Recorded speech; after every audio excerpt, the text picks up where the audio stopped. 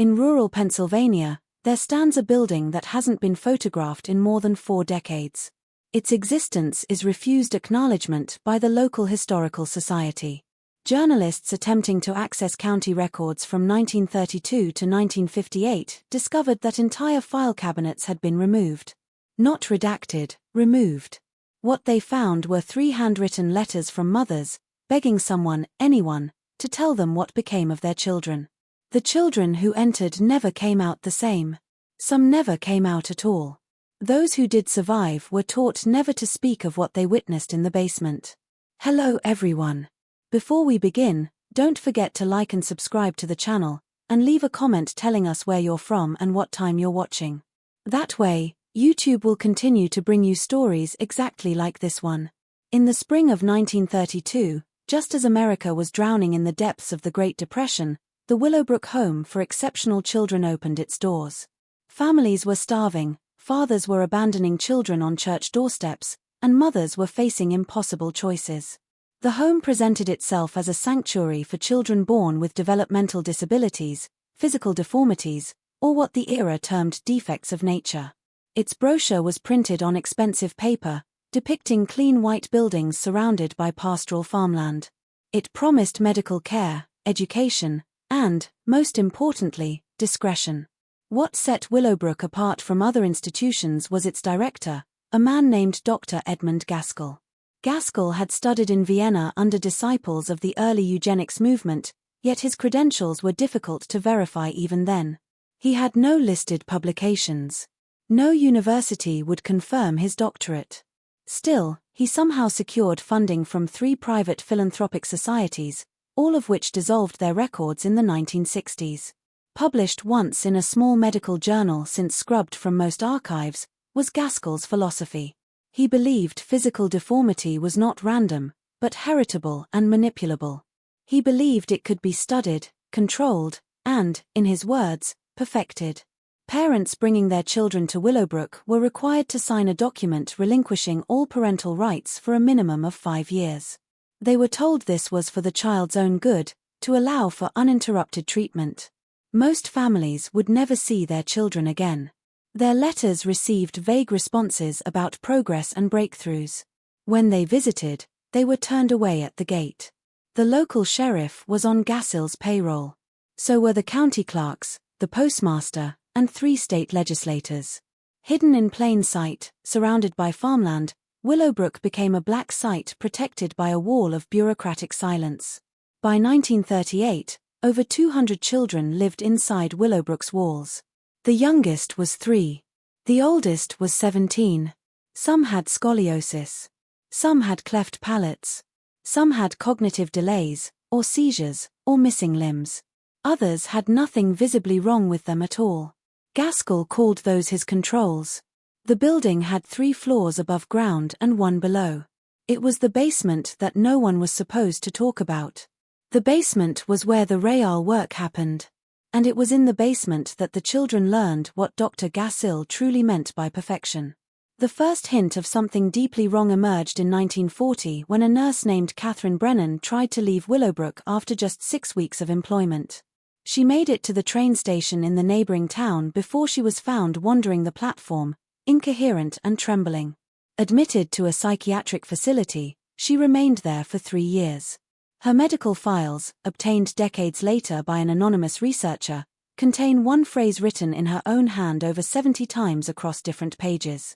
They're making new ones from the old ones. When doctors asked for an explanation, she would only rock back and forth and weep.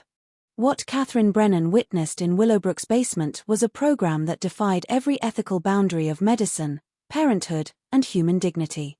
A question that haunted the darkest corners of early 20th century science had become an obsession for Dr. Gaskell. Could deformity be induced? Could it be passed down intentionally? He believed that understanding the mechanisms of physical abnormality could unlock something profound about human biology. But his methods were not theoretical. They were experimental, and his subjects were children with no one to protect them.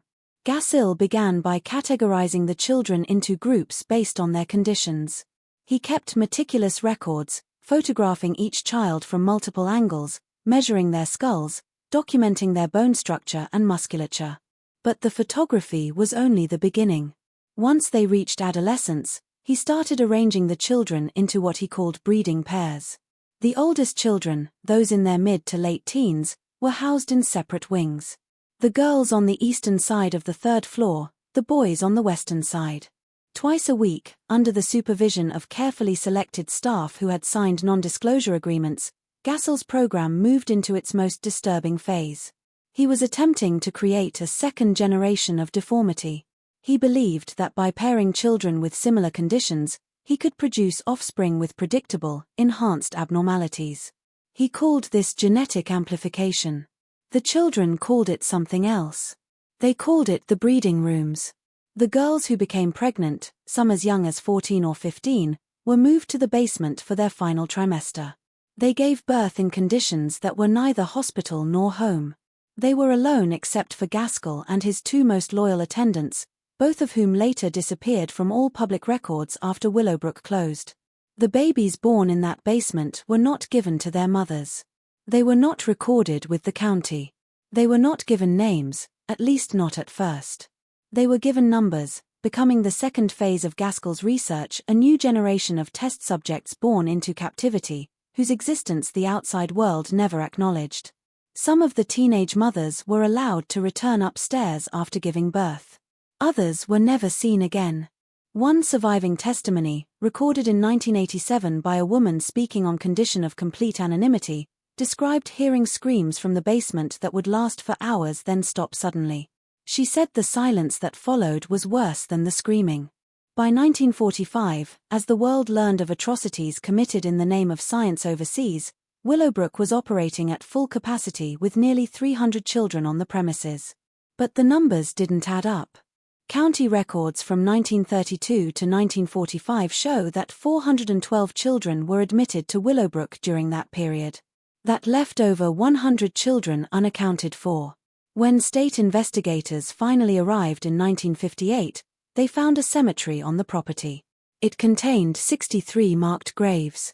The markers were simple wooden crosses with numbers burned into the wood. No names. No dates. Just numbers. The children living in Willowbrook developed their own language, their own codes for survival. They learned which hallways to avoid. They learned which days Dr. Gassill would come down to the basement. They learned to recognize the sound of his footsteps. The older children tried to protect the younger ones when they could, but protection was a fragile concept in a place where the adults held absolute power and the outside world had forgotten you existed. Some children tried to escape. Records show at least 14 escape attempts between 1938 and 1956. Not one succeeded. The escapes were always handled identically. The local sheriff would be called. The child would be found within hours, usually hiding in a barn or wandering the rural roads with no idea which direction led to safety. They would be returned to Willowbrook and then they would disappear into the basement for a period of time other children could only measure by counting meals. When they came back up, if they came back up, they were different, quieter, more compliant. One survivor described it as the light going out behind their eyes. Another said the children who returned from those punishments moved like sleepwalkers, as if part of them had stayed down there in the dark. Dr. Gassill kept journals, hundreds of them. They were discovered in a New Jersey storage unit in 2003, decades after his death. The journals were purchased at auction by a private collector who later donated them to a university archive on the condition they remained sealed for 50 years. But portions were leaked, revealing a mind that had long ago severed any connection to human empathy. Gassill wrote about the children the way a farmer writes about livestock. He recorded their measurements, their responses to various stimuli, their breaking points. He documented which children cried when separated from siblings and which ones had learned not to cry at all. He noted which genetic combinations produced the most viable offspring and which ones resulted in stillbirths or infants who didn't survive their first week. In one entry from 1947, Gassill described a girl he referred to only as Subject 12. By the age of 19, she had given birth to 3 children. None survived past infancy. In his journal, Gaskell expressed not grief or guilt, but frustration. He wrote that the specimen showed promise, but the outcomes were inconsistent. He was considering, in his words, alternative approaches to ensure better results. Subject 12's name was later identified through cross-referencing with incomplete admission records. Her name was Dorothy Sinclair. Admitted to Willowbrook at age 11 with a curvature of the spine, she died in the facility in 1951 at age 22. The cause of death listed on the only existing record was heart failure. She was buried in the numbered cemetery. Her family was never notified. The staff at Willowbrook were not all monsters, but they all made a choice. Some genuinely believed they were participating in important medical research. Others needed the job and convinced themselves that what happened behind closed doors was none of their business. A few tried to speak out. Those people found themselves suddenly unemployed, blacklisted from other medical positions, or in one case, committed to an asylum under suspicious circumstances. The message was clear. Loyalty to Willowbrook meant silence. And silence was enforced through fear, money, and the understanding that powerful people wanted this work to continue undisturbed. There was one staff member, however, who kept records of her own. Her name was Margaret Hollis, and she worked as a night attendant from 1949 to 1957. Margaret was in her 50s when she took the position, a widow who needed income and had experience caring for her own disabled son. What she saw at Willowbrook horrified her, but she was smart enough to know that direct confrontation would accomplish nothing. So she documented everything instead. She kept a diary hidden inside a hollowed-out copy of the Bible she carried with her. She wrote in careful, tiny script. She recorded dates, names when she knew them, and descriptions of what she witnessed. Margaret's diary described the basement in detail. She wrote about examination tables fitted with leather restraints. She described a room she called the birthing chamber where teenage girls labored alone except for Gaskell's clinical presence. She wrote about a nursery that held infants in rows of metal cribs. None of them cried because they had learned that crying brought no comfort. She documented the injections Gaskell administered to some of the children, though she didn't know what the substances were. She recorded the temperatures he exposed them to, the dietary restrictions he imposed on certain groups, the surgical procedures he performed without anesthesia, because he claimed the subjects didn't process pain the same way normal children did. One entry from December of 1953 haunted Margaret so deeply that she underlined it 3 times.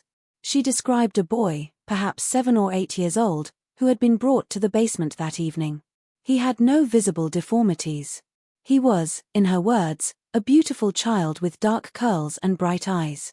She never learned why he was there, but she watched as Gaskell measured him, photographed him, and then made a series of marks on his spine with what appeared to be a surgical pen. The boy was crying, asking for his mother. Gaskell told him to be still. Margaret's diary ends that entry with a single sentence. "I do not know if I will see him again. I do not know if I want to." For 4 more years after that night, Margaret Hollis continued working at Willowbrook. She witnessed dozens more procedures, births, and disappearances. She filled 3 hollowed-out Bibles with her observations. And in 1957, when she finally left Willowbrook, she took those Bibles with her and hid them in her attic. She never reported what she saw to the authorities. She never came forward. When asked years later, shortly before her death in 1991, why she stayed silent, she said something chilling. She revealed that she had tried once to tell a state official what was happening. The official listened politely, thanked her for her concern, and then asked her if she was aware that making false accusations against some researchers believe they were transferred to other experimental facilities operating under deeper cover. Others believe they were simply killed and buried in unmarked locations around the property. Evidence exists for both theories. Ground-penetrating radar surveys conducted in 2008 revealed anomalies consistent with additional burial sites in the woods surrounding the main building. At least 30 possible graves were identified. None have been officially excavated. The property is privately owned now and the owners have refused all requests for archaeological investigation. A few children did make it out legitimately. They were transferred to state hospitals or returned to families who had been searching for them for years. These survivors carried with them memories that would torment them for the rest of their lives. Most refused to speak about their experiences. A handful gave testimony decades later when they were elderly and felt they had nothing left to lose. Their accounts corroborate Margaret Hollis's diary in disturbing detail. They described the breeding program, the forced pregnancies, the babies born in the basement. They described children who disappeared and were never mentioned again. They described Gaskell's examinations, his measurements, his absolute power over their bodies and their lives. One survivor, a man named Thomas Rutherford, who was at Willowbrook from age 9 to age 17, gave an interview in 2011. He was 81 years old at the time and suffering from advanced cancer. He said he wanted to speak before he died because someone needed to say their names. He recited a list of 12 children he had known at Willowbrook, children who had been his friends, his protectors, his family in that nightmare place. He gave their first names and described them in detail, what they looked like, what their laughs sounded like, what games they invented to survive the endless boredom and terror. And then he said that every single one of those 12 children had vanished during the final months before closure, not transferred, not released, vanished. When Thomas was finally taken from Willowbrook in August of 1957, he was put in a car and driven away. As they passed through the front gates, he looked back at the building. He said he could see faces in the upper windows, small, pale faces pressed against the glass, watching him leave. And he knew even then that those children would never leave. Not alive, Dr. Edmund Gaskell died in 1962 in a private nursing home in upstate New York. He was 77 years old. His obituary in the local newspaper described him as a dedicated physician who had devoted his life to helping disadvantaged children. It mentioned his work at Willowbrook Home for Exceptional Children and praised his commitment to advancing medical understanding of developmental disorders. There was no mention of the breeding program, no mention of the missing children, no mention of the cemetery with numbered graves. The obituary listed no surviving family members. He was cremated and his ashes were scattered in a location that was never recorded. It was as if even in death, someone wanted to make sure there would be nothing left to investigate. But erasing Gaskell didn't erase what he had done. The children born in Willowbrook's basement, the second generation that was never supposed to exist, had to go somewhere. Some died in infancy and were buried in that numbered cemetery. But others survived. They were toddlers and young children when the facility closed and they were scattered. Some were placed in orphanages under false names with fabricated birth certificates. Others were adopted by families who were told the children were foundlings or the offspring of unwed mothers who had died in childbirth. None of these children knew where they had come from. None of them knew about Willowbrook. They grew up with gaps in their medical histories, with birth certificates that didn't quite make sense. With a feeling that something about their origin story had been deliberately obscured in the early 2000s, as DNA testing became affordable and accessible, some of these people began searching for their biological families. What they found instead were connections they couldn't explain.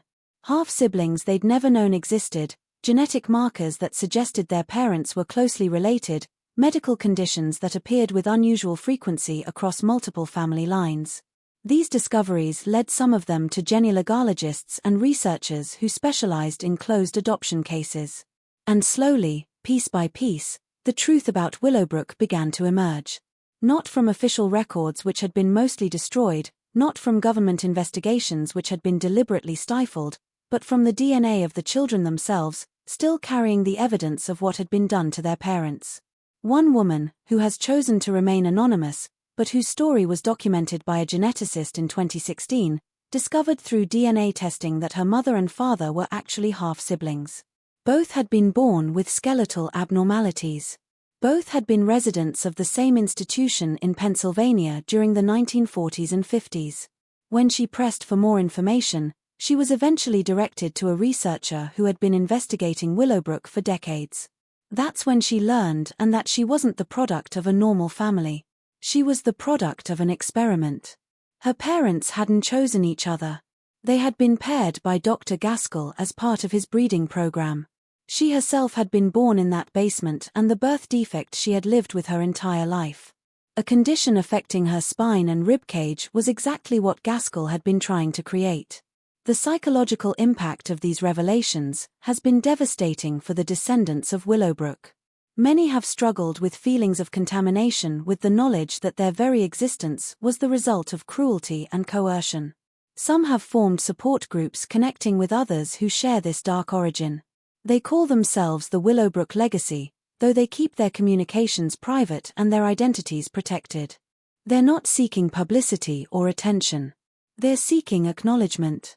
They want someone in authority to admit that Willowbrook existed, that the program was real, that their parents and grandparents were victims. But that acknowledgement has never come. The state of Pennsylvania has never officially investigated Willowbrook. No apology has been issued. No memorial has been erected. The descendants are left with DNA evidence, scattered testimony, and Margaret Hollis's hidden diaries. They're left with the truth that no one in power wants to confirm. The building that housed Willowbrook, home for exceptional children, still stands. It's been abandoned since 1958, over 60 years of decay and neglect. The windows are boarded up.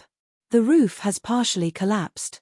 Nature has begun to reclaim the property with vines crawling up the brick walls and trees pushing through the foundation. Local teenagers sometimes dare each other to approach it at night, but very few actually make it past the front gate. Those who do report an overwhelming sense of wrongness, a feeling that they're being watched from the empty windows.